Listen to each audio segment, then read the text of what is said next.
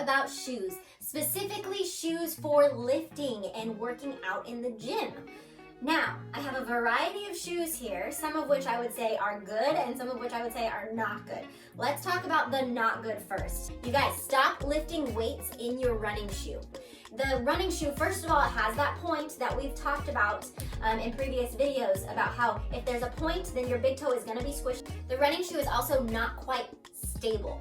It has a little bit of cush because when they manufactured a typical running shoe, they think of high ground reaction forces, heel striking, and having to come off of that, having a lot of force. When you squat or when you deadlift or when you do any sort of a movement, a lunge, anything, you need a more stable shoe, not a running shoe. Next, please stop wearing your everyday tennis shoes to the gym, especially not, sorry Nike, but not Nike Freeze.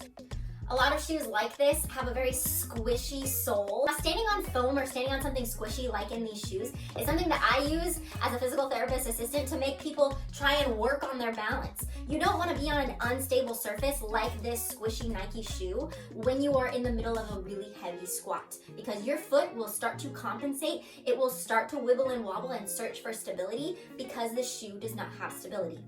Next, those of you guys who work out in Chuck Taylors, you guys are on your way to figuring out a better shoe. A Chuck Taylor is more rigid, more stable, allows you to have a more stable base when you are doing any sort of a movement. However, you guys, look at the point of the shoe. Your toes get crowded and then your foot still has to compensate. So please stop lifting in your Chuck Taylors, okay? We're gonna throw these shoes away. I'm gonna talk first of all about this shoe. This is a Reebok Nano shoe, and I recommend these for lifting. Now these shoes, what I love about them is they have a slightly elevated heel, but not much. They are very flat and stable. There's no crazy squishiness to their sole. They are very stable. They also have a very wide toe box, so your feet can fit in them normally without having to crowd your toes so that your foot can stabilize you. The Nano is what I do most of my workouts in. Most of my box jumping, most of my jump roping, most of the high intensity, high impact type of workouts I am doing in my Reebok Nano. There are other brands out there. I know that the No Bull Project has a good thing going on with their shoes. They have a similar style. There's also a shoe called the Nike Metcon that has a similar style as well. Those are three very good options for you for lifting shoes. Now, I also have a Vivo barefoot shoe here. I like to do some of my workouts wearing this shoe or even being barefoot myself. Workouts that are a little bit less high intensity.